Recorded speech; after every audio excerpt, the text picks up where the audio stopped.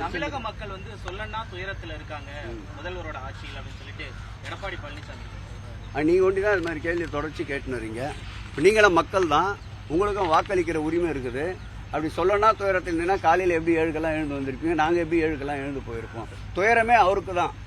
அடுத்த முறை நடைபெறப் போகின்ற 2026 சட்டமன்ற தேர்தலில் இப்பொழுது பெற்றிருக்கின்ற சட்டமன்ற உறுப்பினர்களுடைய எண்ணிக்கையை அடுத்த முறை 2026 சட்டமன்ற தேர்தலுக்கு பிறகு சட்டமன்றம் நுழைகின்ற பொழுது ஒருவர் இருவர் கூட உள்ளே நுழைய மாட்டார் என்ற துயரத்தில் தான் அவர் இது போன்ற துயரமான வார்த்தைகளை பயன்படுத்திக் கொண்டிருக்கின்றார். அவர் வாயிலிருந்து மகிழ்ச்சிகரமான மங்களகரமான வார்த்தைகள் வருவது தவிர்க்கப்பட்டு 4 ஆண்டுகள் ஆகிவிட்டது. ஆகவே அவரிடமிருந்து வருகின்ற இந்த வார்த்தைகளை பற்றி நாம் கவலைப்பட வேண்டாம். மக்கள் மகிழ்ச்சியோடு எழுச்சியோடு சுபிட்சத்தோடு இருக்கின்றார்கள். திமுக கூட்டணியில புகழ்ச்சல் ஏற்பட்டிருக்கிறது. 4 ஆண்டு சாதனை பத்தி பேசாம எதிர்கட்சியை பத்தியே திமுக பேசுதுன்னு பாஜக மாநில தலைவர் நயினா நாகேந்திரன் அவர் இது மாதிரி தூசு இருக்கிற இடத்துல நடந்துகிட்டே இருக்காரு. இப்ப இங்க நாங்க கூட ஒரு 10 பேர் வேகமா நடந்து வச்சுக்க, தூசு இருக்கிற இங்க புகைச்சல் தான் வரும். ஆனா நல்ல ரோட்ல நடக்க சொல்லுவது தெரியாது அவருக்கு.